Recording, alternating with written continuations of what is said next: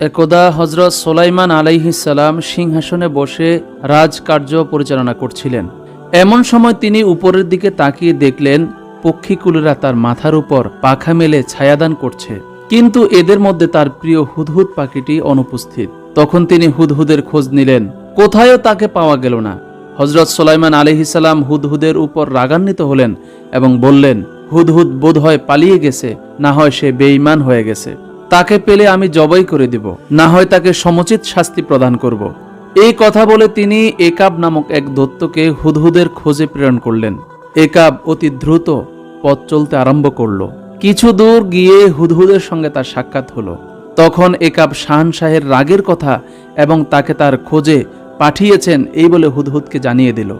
হুদহুদ তখন বলে উঠল, আমি এক সুখবর নিয়ে এসেছি, যাতে শাহেনশাহ আমার সাথে আদৌ রাগ করবেন না। একাব জিজ্ঞাসা করল, ভাই কি খবর? হুদহুদ তখন বলল, সে খবর শাহানশাহের নিকটেই গিয়ে বলবো, চলো আমরা সেখানে যাই। উভয়ে একত্রে শাহানশাহের দরবারে এসে পৌঁছালো। হুদহুদ শাহানশাহের সম্মুখে গিয়ে একগাল হাসি দিয়ে বলল, হে শাহেনশাহ, আমি এখন এক নতুন শুভ সংবাদ নিয়ে আপনার নিকট আগমন করেছি। তা যদি আপনি শোনেন, অবশ্যই আপনি খুশি হয়ে যাবেন। হযরত সুলাইমান আলাইহিস সালাম হুদহুদের বক্তব্য শুনে আর রাগ করলেন না। তিনি ঠান্ডা মাথায় হুদহুদকে বললেন, তুমি কি সংবাদ নিয়ে এসেছো? দ্রুত আমার নিকট তা বর্ণনা করো। হুদহুদ তখন বলল, হে মহারাজ, আমি অল্প সময়ের জন্য আপনার সিংহাসনের বাইরে গিয়ে দেখি আমার এক জাতিবন্ধু উড়ে যাচ্ছে।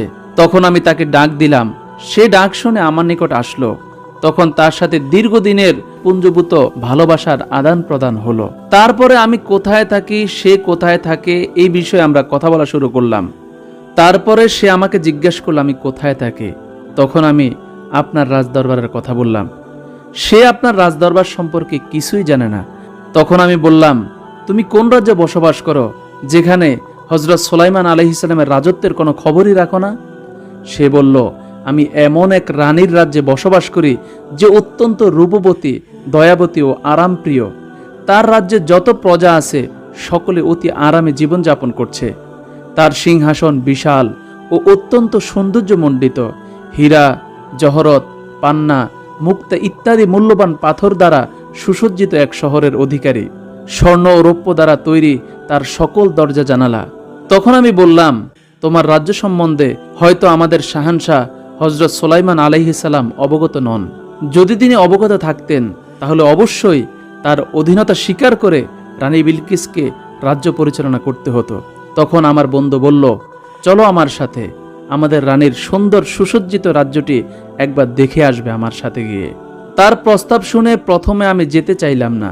তখন আমার বন্ধু পাখিটি বলল, সরাহিল দত্তের একমাত্র রূপসী কন্যা সাবা রাজ্যের রানী বিলকিস বেগমকে একবার দেখে আসো। তিনি কতটা রূপের রানী এবং কত শক্তির অধিকারিণী, তা না দেখলে তুমি কখনোই অনুমান করতে পারবে না। আমি আমার বন্ধুর মুখে তার এই ধরনের প্রশংসা শুনে তাকে দেখার জন্য রওনা হয়ে গেলাম। দীর্ঘ সময় পথ চলার পরে সাবা রাজ্যের রাজধানীতে গিয়ে পৌঁছলাম। সেখানে পৌঁছে রাজমহলের এক দেয়ালের উপর বসলাম। তখন আমি রানী বিলকিস বেগমকে দেখলাম। তিনি অপরূপ সৌন্দর্যের অধিকারিণী। তিনি কুমারী, অত্যন্ত মূল্যবান বিরাট এক সিংহাসনে তিনি উপবিষ্ট। আমি তার রূপ দেখে মুগ্ধ হয়ে গেলাম এবং শাহানশাহের বিবি হিসাবে রানী বিলকিসকে পাওয়ার জন্য আমি রব্বুল আলামিনের কাছে ফরিয়াদ করতে লাগলাম, হে শাহানশাহ হযরত সুলাইমান আলাইহিস সালাম, এখন আমার পুরস্কার দিন। আমি এমন পুরস্কার চাই যা আমার বংশানুক্রমে এক সম্মানের প্রতীক হিসেবে চিহ্নিত হয়ে থাকবে। হযরত সুলাইমান আলাইহিস সালাম হুদহুদের কথা শুনে বললেন, তুমি যা বলছো তা যদি সত্য হয় তাহলে অবশ্যই তুমি এর পুরস্কার পাবে, কিন্তু এর পূর্বে তুমি সত্যবাদী নাকি মিথ্যাবাদী এটা আমি যাচাই করে দেখব। আর যদি তুমি তোমার সংবাদে সত্যবাদী হয়ে থাকো তাহলে অবশ্যই তোমার মাথায় এক স্মরণীয় মুকুট স্থাপন করে দেওয়ার জন্য আমি আল্লাহ রব্বুল আলামিনের দরবারে ফরিয়াদ জানাবো। আর যদি তুমি মিথ্যাবাদী হও তাহলে অবশ্যই তোমাকে শাস্তি প্রদান করব। হুদহুদ তখন বলল, আপনার নিকট মিথ্যা কথা বলার মতো দুঃসাহস আমার নেই। আমি যা কিছু বলেছি সবকিছু সত্য কথাই বলেছি। প্রকৃতপক্ষে ঘটনা এর চেয়ে আর অত্যন্ত সুন্দর এবং ব্যাপক। তবে আমার এই ক্ষুদ্র মুখে রানী বিলকিসের সৌন্দর্যতা এবং তার বিশাল রাজ্যের সঠিক বর্ণনা দেওয়া কখনোই সম্ভব নয়। তবে হে আল্লাহর নবী, একটা বিষয় এমন আছে যা ঘৃণা করা যেতে পারে, আর সেই বিষয়টি হলো এই, রানী বিলকিস এবং তার প্রজাবিন্দু সকলেই সূর্যের পূজারী, যে বিষয়টা দেখে আমি অত্যন্ত কষ্ট পেয়েছি। হযরত সুলাইমান আলাইহিস সালাম হুদহুদের মুখে এমন কথা শুনে জিজ্ঞাসা করলেন, তুমি কি তাদেরকে সূর্য পূজা করতে দেখেছ? হুদহুদ বলল, হ্যাঁ, আমি নিজ চোখে দেখেছি, তারা সকলেই সূর্যের পূজা করছে। আর হে আল্লাহর নবী, শয়তান তাদের পথ প্রদর্শন করেছে, এতে তারা আল্লাহ তাআলার নির্বাচিত পথ পরিত্যাগ করে সূর্য পূজায় আত্মনিয়োগ করেছে এবং তারা হেদায়েত থেকে অনেক দূরে সরে পড়েছে। হযরত সুলাইমান আলাইহিস সালাম হুদহুদের কথা শুনে বললেন, হে হুদহুদ, আমি চাই তোমাকে বিশেষ দূত বানিয়ে আমার পত্র রানী বিলকিসের নিকট প্রেরণ করব, আর এটা বহন করে তুমি নিজেই পৌঁছিয়ে দিয়ে আসবে। এবং আমি দেখতে চাই রানী বিলকিস উক্ত পত্র পাওয়ার পরে সে এর কি উত্তর প্রদান করে। হুদহুদ বলল, হে আল্লাহর নবী, তাহলে দয়া করে পত্র লিখে দিন, আমি এখনই রানী বিলকিসের কাছে তা পৌঁছে দিয়ে আসব। তখন হযরত সুলাইমান আলাইহিস সালাম পত্র লেখা শুরু করলেন। আর পত্রটি তিনি এইভাবে লিখলেন, পরম করুণাময় আল্লাহর নামে আরম্ভ করছি। এই পত্র আল্লাহর নবী সুলাইমান আলাইহিস সালামের পক্ষ থেকে সাবার রানী বিলকিসের প্রতি প্রেরিত হলো। হে রানী বিলকিস, আপনি অনতিবিলম্বে ইসলাম ধর্ম গ্রহণ করে আমার নিকট চলে আসুন, অন্যথায় প্রতিরোধমূলক শক্তি নিয়ে আমার মোকাবেলা করার জন্য প্রস্তুতি গ্রহণ করুন। এই পত্র লিখে হযরত সুলাইমান আলাইহিস সালাম পত্রটি হুদহুদ পাখির মুখে দিয়ে দিলেন। হযরত সুলাইমান আলাইহিস সালামের কাছ থেকে বিদায় নিয়ে হুদহুদ পাখি এই চিঠি নিয়ে রওনা হলেন এবং দীর্ঘ পথ অতিক্রম করে সাবা রাজ্যের রাজধানীতে গিয়ে হুদহুদ পাখি পৌঁছল। অতঃপর সে রাজমহলে গিয়ে দেখল রানীর খাস মহলের 7টি গেটই বন্ধ রয়েছে, শুধুমাত্র জানালাগুলো খোলা। তখন হুদহুদ জানালা দিয়ে ভিতরের দিকে অগ্রসর হলো। সে আস্তে আস্তে অগ্রসর হয়ে মহলের ভিতরে গিয়ে দেখল রানী বিলকিস ঘুমিয়ে রয়েছে। তখন হুদহুদ পাখিটি খুবই সতর্কতার সহিত চিঠিখানা রানীর বুকের উপর রেখে জানালা দিয়ে আবার বের হয়ে চলে আসলো। এরপর হুদহুদ পাখিটি সাবা রাজ্য থেকে রওনা দিয়ে হযরত সুলাইমান আলাইহিস সালামকে এসে বলল, হে আল্লাহর নবী সুলাইমান আলাইহিস সালাম, আমি পত্রটি আপনার আমানত স্বরূপ রানী বিলকিসের কাছে পৌঁছে দিয়ে এসেছি। এদিক থেকে রানী বিলকিস ঘুম থেকে জেগে বুকের উপর একখানা পত্র দেখে অবাক হয়ে গেলেন। অতঃপর তিনি পত্রটি খুললেন এবং পাঠ করা শুরু করলেন। পত্র পাঠ করে তিনি ভীষণ চিন্তাযুক্ত হলেন, কে তার নিকট অলৌকিকভাবে এই পত্র পৌঁছে দিল। তিনি তো কাউকে দেখেননি। বিশেষ করে 7 মহলের সম্পূর্ণ দরজা সবগুলো বন্ধ থাকার পরে এই মহলে কে প্রবেশ করলো এবং কিভাবে এই পত্র এখানে আসলো। দ্বিতীয়ত, পত্রের বিষয়বস্তু অত্যন্ত ভীতিকর এবং হুমকি বিশেষ। রানী পত্রের মর্ম অনুধাবন করে অত্যন্ত ভীত সন্ত্রস্ত হয়ে পড়লেন এবং জরুরি ভিত্তিতে তার পরিষদবর্গকে ডেকে পাঠালেন। জরুরি খবর পেয়ে তার পরিষদবর্গ রাজমহলে এসে উপস্থিত হলেন। সকলে যখন রাজমহলে এসে উপস্থিত হলো, তখন রানী বিলকিস সকলকে পত্রখানি দেখালেন এবং পত্রের মর্ম অনুসারে তাদের কি করণীয় আছে সকলের নিকট পরামর্শ তলব করলেন। পরিষদের সদস্যবৃন্দদের কেউ কেউ বলল, আমরা সৈন্য সমাবেশ করে সুলাইমান আলাইহিস সালামের সাথে যুদ্ধ করব। কেউ বলল, না, যুদ্ধ করা সম্ভব নয়, তিনি বিশাল শক্তির অধিকারী, তার সাথে যুদ্ধ করে আমরা কয়েক ঘন্টা টিকে থাকতে পারবো না। আবার কেউ কেউ বলল, হযরত সুলাইমান আলাইহিস সালামের নিকট আত্মসমর্পণ করা সবচাইতে নিরাপদজনক। সকলের কথা শেষ হওয়ার পরে রানী বিলকিস বলে উঠলেন, আমার অভিমত হলো তার সাথে যুদ্ধ করে আমাদের টিকে থাকা অসম্ভব। তার সম্পর্কে আমি যতদূর জানি তা হচ্ছে এই, সে যেই দেশে সসৈন্য নিয়ে প্রবেশ করে সেখানে সবকিছু লণ্ডভণ্ড করে দেয়, অধিবাসীদেরকে চরম বেজ্জতি করে ছাড়ে। এমত অবস্থায় তার রোষানলে পতিত না হয়ে প্রথমে তার নিকট কিছু উপঢৌকন প্রেরণ করা হবে বুদ্ধিমানের কাজ, এবং উপঢৌকন পৌঁছানোর পরে কাসেদরা ফিরে এসে কি মন্তব্য করে তা শোনার পরে উপযুক্ত ব্যবস্থা গ্রহণ করা যাবে। কেননা সে যদি প্রকৃতপক্ষে আল্লাহর নবী হয় তাহলে উপঢৌকন পেয়ে সে আরো রাগান্বিত হবে। সে বারবার চাইবে আমরা যেন সকলে তার নিকট আত্মসমর্পণ করি। আর যদি সে দুনিয়ার সাধারণ একজন রাজা হয়ে থাকে তাহলে তার উপঢৌকন পেয়ে সে সন্তুষ্ট হয়ে যাবে। রানী বিলকিস যখন এই কথাগুলো বলল, রানীর প্রস্তাবে সকলেই একমত হয়ে গেল।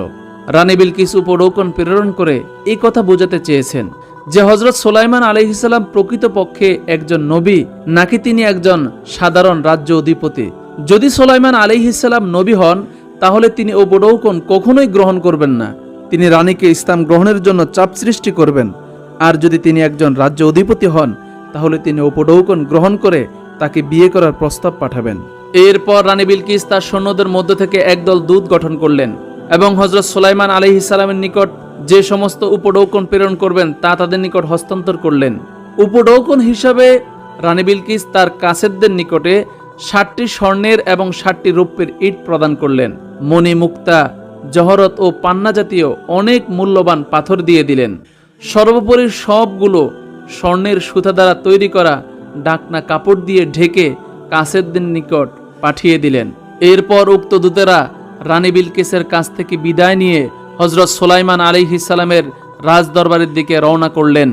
সাহারা মরুভূমি পাড়ি দিয়ে আস্তে আস্তে করে তারা হযরত সুলাইমান আলাইহিস সালামের রাজদরবারে এসে পৌঁছলেন। হযরত সুলাইমান আলাইহিস সালাম তখন নিজ সিংহাসনে বসা ছিলেন। 1000 উজির তার সম্মুখে বসা ছিল এবং তাদের পাশে সৈন্য সামন্ত, পাইক পেয়াদা ও জিন পরি দৈত্য দানবরা নিজ নিজ অবস্থানে হযরত সুলাইমান আলাইহিস সালামের আদেশ ও নির্দেশের অপেক্ষায় কর জোরে দাঁড়িয়েছিলেন। ঠিক এমন সময় হুকুম বরদার এসে খবর দিল রানী বিলকিস উপঢৌকন নিয়ে কাসেদ পাঠিয়েছেন। হযরত সুলাইমান আলাইহিস সালাম এই খবর পেয়ে কাসেদদেরকে ভিতরে আসতে হুকুম দিলেন। কাসেদরা সম্মুখে অগ্রসর হয়ে দেখল রাজমহলের দেয়াল, ছাদ, সমস্ত সবকিছু স্বর্ণ ও রৌপ্যের তৈরি। এছাড়া সিংহাসনের চতুর্পার্শ্বে মূল্যবান পাথর দ্বারা বিভিন্ন কারুকার্য খচিত। রাজমহলের এত সুন্দর কারুকার্য দেখে উক্ত কাসেদদের নিজেদের নিয়ে আসা উপঢৌকনগুলোকে অতি তুচ্ছ মনে হলো। এর কারণে তারা ভীষণ লজ্জিত হয়ে পড়ল। তারা এই নিয়ে সম্মুখে অগ্রসর হতেই লজ্জাবোধ করছিল।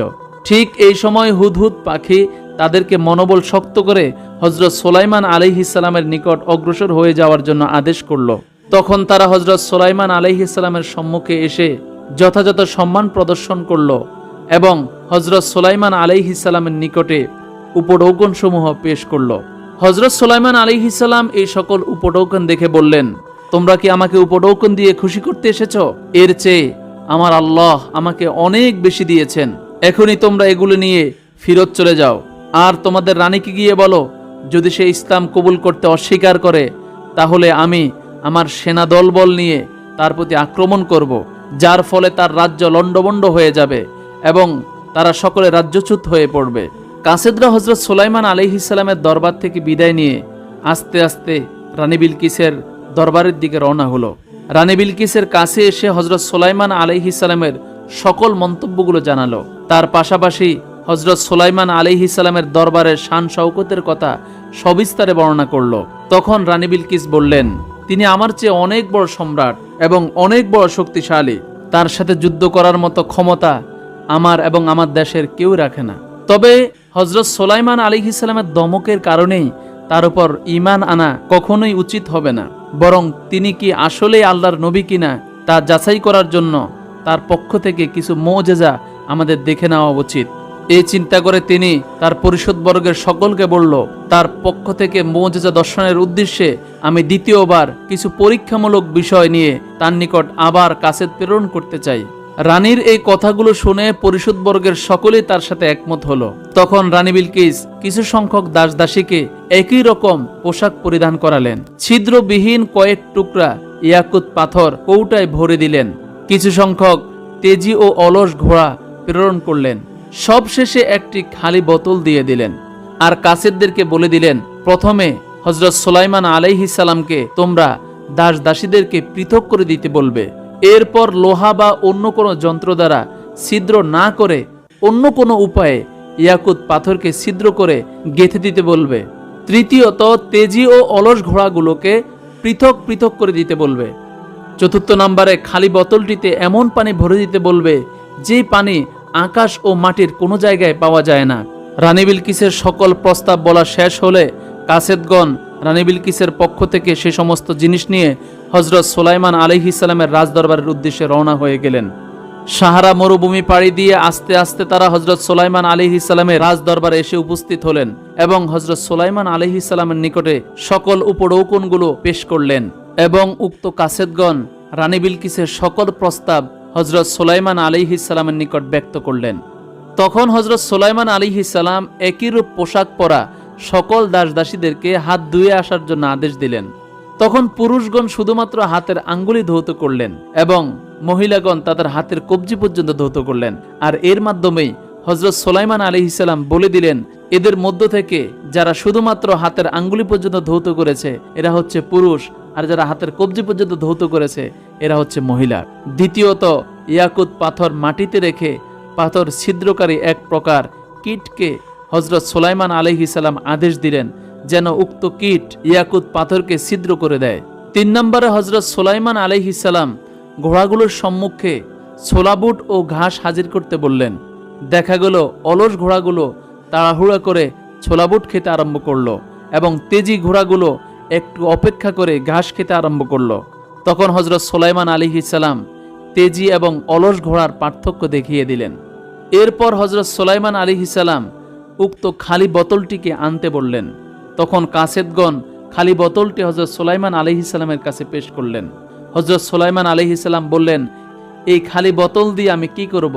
তখন কাসেদগণ বলল, এই পটের মধ্যে আপনি এমন পানি ভরে দিবেন যে পানি আকাশ এবং জমিনের কোনো জায়গায় খুঁজে পাওয়া যায় না। তখন হযরত সুলাইমান আলাইহিস সালাম একটি ঘোড়া উপস্থিত করার জন্য আদেশ দিলেন। তখন একটি ঘোড়াকে উপস্থিত করা হলো। সুলাইমান আলাইহিস সালাম উক্ত ঘোড়ার উপরে একজনকে আরোহণ করালেন এবং বললেন অতি দ্রুত যেন ঘোড়া নিয়ে এসে অগ্রসর হতে থাকে। দীর্ঘ সময় সে ঘোড়া চালিয়ে হযরত সুলাইমান আলাইহিস সালামের নিকট এসে আবার উপস্থিত হলেন।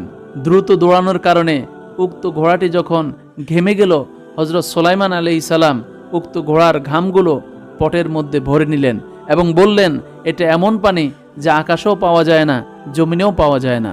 রানী বিলকিসের পাঠানো সকল কাসেদরা সুলাইমান আলাইহিস সালামের কার্যকলাপ দেখে বিস্ময়ে হতবাক হয়ে গেল এবং তারা দ্রুত হযরত সুলাইমান আলাইহিস সালামের কাছ থেকে বিদায় নিয়ে রানী বিলকিসের দরবারের দিকে রওনা হয়ে গেল। অতঃপর তারা রানী বিলকিসের কাছে উপস্থিত হয়ে হযরত সুলাইমান আলাইহিস সালামের সকল মুআজিজা এবং তার ইলম ও হিকমতের ব্যাপারে সবিস্তারে বর্ণনা করল। কাসেদদের পক্ষ থেকে হযরত সুলাইমান আলাইহিস সালামের ইলম, হিকমত এবং মুআজিজার ব্যাপারে শুনে রানী বিলকিস সাথে সাথে বলে উঠল, অবশ্যই আমি হযরত সুলাইমান আলাইহিস সালামের দরবারে গমন করব এবং তার হাতে হাত দিয়ে মুসলমান হয়ে যাব। এরপর আস্তে আস্তে রানী বিলকিস সফরের প্রস্তুতি নিতে আরম্ভ করে দিলেন। সর্বপ্রথম তিনি তার পরিষদবর্গকে আদেশ দিলেন যেন তার সিংহাসনটি 7 মহলের অভ্যন্তরে রেখে সকল দরজা বন্ধ করে দেওয়া হয়। রানী বিলকিসের হুকুম পেয়ে তারা তার সিংহাসনটি 7 মহলের মধ্যে রেখে 7টি দরজায় তালা লাগিয়ে দিলেন। এরপর রানী বিলকিস হযরত সুলাইমান আলাইহিস সালামের রাজদরবারের উদ্দেশ্যে যাত্রা করলেন আর তার সাথে 100 দাসদাসী ও অসংখ্য সৈন্য সামন্ত নিয়ে তিনি সাহারা মরুভূমি পাড়ি দিয়ে হযরত সুলাইমান আলাইহিস সালামের মুলকের দিকে রওনা শুরু করলেন। এদিক থেকে মুহূর্তের মধ্যে বাতাস হযরত সুলাইমান আলাইহিস সালামের নিকটে রানী বিলকিসের রওনা হওয়ার ব্যাপারে জানিয়ে দিলেন। তখন তিনি সাথে সাথে রাজদরবারকে আরো পরিপাটি করার জন্য আদেশ প্রদান করলেন। হযরত সুলাইমান আলাইহিস সালামের আদেশ পেয়ে তার রাজদরবারের সমস্ত জিনগণ রাজদরবারকে আরো পরিপাটি করে তুললেন। ইতিপূর্বে হযরত সুলাইমান আলাইহিস সালামের দরবারে কতিপয় জিনেরা এসে খবর দিয়েছিল যে রানী বিলকিস মানুষ নয়, জিন জাতের এক প্রাণী, তার পায়ের গোড়ালি থেকে উপরে পশমে পরিপূর্ণ, আর এটাই রানীর জিন হওয়ার জন্য সবচেয়ে বড় প্রমাণ। এছাড়া সে একটু হাবা টাইপের, তার বুদ্ধি জ্ঞান খুবই কম, ইত্যাদি বিষয়ে জিনেরা হযরত সুলাইমান আলাইহিস সালামকে সংবাদ প্রদান করল। হযরত সুলাইমান আলাইহিস সালাম এই দুটি বিষয় পরীক্ষা করার জন্য তিনি তার সিংহাসনের সম্মুখে একটি খোলা নহর তৈরি করলেন, যেটাতে পানি সর্বদা প্রবাহিত হতে থাকত।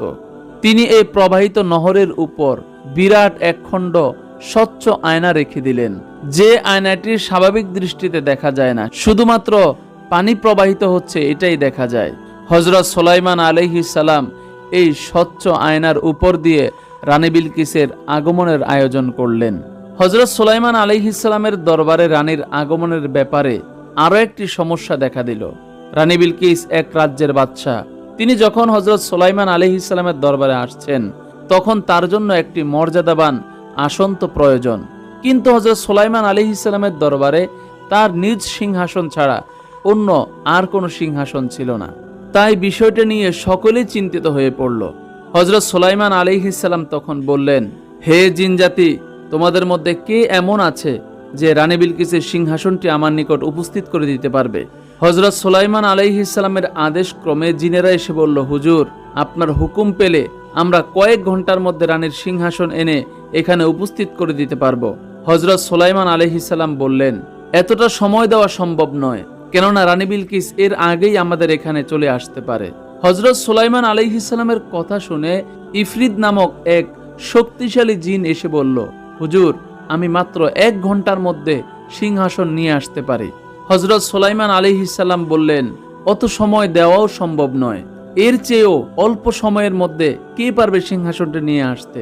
তখন হযরত সুলাইমান আলাইহিস সালামের প্রধানমন্ত্রী, যিনি আধ্যাত্মিক বিদ্যায় যথেষ্ট জ্ঞান অর্জন করেছিলেন, তিনি বললেন, হুজুর, আপনার আদেশ হলে আমি চোখের নিমিষের মধ্যেই সিংহাসন এখানে হাজির করে দিতে পারি। তখন হযরত সুলাইমান আলাইহিস সালাম প্রধানমন্ত্রী আসিফকে সিংহাসন হাজির করার নির্দেশ দিলেন। তখন হযরত সুলাইমান আলাইহিস সালামের প্রধানমন্ত্রী আসিফ রানীর 7 মহলার দরজা খুলে অতি স্বল্প সময়ের মধ্যে চোখের পলকেই সিংহাসনটি হযরত সুলাইমান আলাইহিস সালামের দরবারে উপস্থিত করে দিল।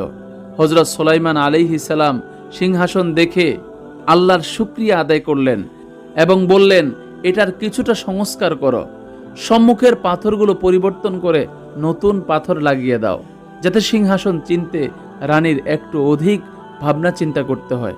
আর এর মধ্য দিয়েই রানী সে কি বুদ্ধিমান নাকি সে বুদ্ধি প্রতিবন্ধী তার পরিচয় পাওয়া যাবে। এইভাবে যখন সকল কাজ পরিপূর্ণ হলো, রাজদরবারকে সম্পূর্ণ পরিপাটি করা হলো, এর কিছু সময় পরেই হযরত সুলাইমান আলাইহিস সালামের নিকট রানী বিলকিসের আগমনের বার্তা পৌঁছে গেল।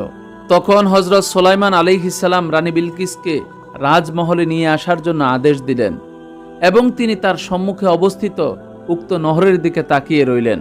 রানী বিলকিস নহরের নিকট এসে নিজ পরিধানের কাপড় একটু উঁচিয়ে সম্মুখের দিকে অগ্রসর হলেন। অতঃপর তিনি একটি মুদ্রা সম্মুখের নহরের মধ্যে নিক্ষেপ করলেন। মুদ্রাটি কাচের উপর পড়ে শব্দ করে একপাশে ছিটকে গেল। তখন রানী উঁচিয়ে রাখা কাপড় ছেড়ে দিলেন এবং সম্মুখের দিকে অগ্রসর হলেন। রানী যখন কাপড় উঁচু করলেন, তখন হযরত সুলাইমান আলাইহিস সালাম তার পায়ের প্রতি লক্ষ্য করে দেখলেন তার পায়ে কোনো পশমের চিহ্নই নেই। হযরত সুলাইমান আলাইহিস সালাম রানী বিলকিসের বুদ্ধিমত্তা দেখে তিনি বুঝতে পারলেন জিনেরা তার নিকট মিথ্যা অপবাদ দিয়েছে। তাই রানীর প্রতি তার বিশ্বাস ও আকর্ষণ আরো বহুগুণে বৃদ্ধি পেয়ে গেল।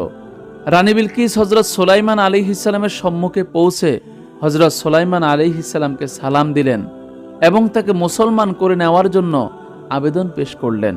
হযরত সুলাইমান আলাইহিস সালাম এই কাজে আর বিলম্ব না করে তাকে তওবা ও কালিমা পাঠ করালেন। রানী বিলকিস তখন হযরত সুলাইমান আলাইহিস সালামের বিবাহিত স্ত্রী রূপে ধন্য হওয়ার জন্য আকাঙ্ক্ষা প্রকাশ করলেন। হযরত সুলাইমান আলাইহিস সালাম বললেন, সেই বিষয়টি পরে দেখা যাবে, এখন আপনি আমার পাশের সিংহাসনে উপবেশন করুন। হযরত সুলাইমান আলাইহিস সালামের কথা শুনে রানী বিলকিস উক্ত সিংহাসনের দিকে তাকালেন এবং তিনি এক দৃষ্টিতে তাকিয়ে রইলেন। তিনি বিস্ময়ে হতবাক হয়ে পড়লেন। তখন হযরত সুলাইমান আলাইহিস সালাম জিজ্ঞাসা করলেন, আপনার সিংহাসনটি কেমন, আমাকে একটু বলুন। তখন রানী বিলকিস বললেন, আমার সিংহাসন আর কেমনই হবে, এই সিংহাসনটি দেখে আপনি বুঝে নিতে পারেন। হযরত সুলাইমান আলাইহিস সালাম রানীর বিচক্ষণতা দেখে বেশ মুগ্ধ হলেন এবং তাকে ধন্যবাদ দিলেন। তখন রানী বিলকিস বলল, হে আল্লাহর নবী, আপনার দোয়া ও সোহবত পেলে আমি জীবনে আরো ধন্য হব, আপনি আমাকে সেই ভাগ্য দান করুন। হযরত সুলাইমান আলাইহিস সালাম তখন রানী বিলকিসের প্রস্তাবটি নিয়ে তার পরিষদবর্গ ও জিনদের সাথে পরামর্শ করলেন। তখন সকলে তাকে পরামর্শ দিল, রানী বিলকিস যেহেতু ইসলাম গ্রহণ করেছে, তার পাশাপাশি সে যেহেতু মানব সন্তান, তাকে বিবাহ করাতে কোনরূপ প্রতিবন্ধকতা থাকতে পারে না। তাদের সকলের পরামর্শ শুনে হযরত সুলাইমান আলাইহিস সালাম অতি দ্রুত বিবাহের আয়োজনে লেগে গেলেন। স্বাভাবিকভাবে অল্প সময়ের মধ্যেই তাদের বিবাহ কার্য সম্পন্ন হলো। হযরত সুলাইমান আলাইহিস সালামের পরিষদবর্গ, তার উম্মত এবং সকল লোক হযরত সুলাইমান আলাইহিস সালাম এবং রানী বিলকিসের মধ্যকার বিবাহ খুব সুন্দরভাবে উপভোগ করতে লাগলো। হযরত সুলাইমান আলাইহিস সালামের স্ত্রীর সংখ্যা ছিল ইতিপূর্বে 300 জন, এখন হলো 301 জন, আর তার রাজমহলের বাদী সংখ্যা ছিল 700 জন। সব মিলিয়ে সর্বমোট 1000 ছিল ঘরোয়া মেয়ে লোকের সংখ্যা। তিনি যখন অন্দর মহলে যেতেন, তখন সকল স্ত্রীগণ সম্মুখে দাঁড়িয়ে থাকতেন এবং বাদীগণ তার পিছনে দাঁড়িয়ে থাকত। তাদের মধ্য থেকে রানী বিলকিসকে হযরত সুলাইমান আলাইহিস সালাম সব থেকে বেশি সম্মান দিলেন।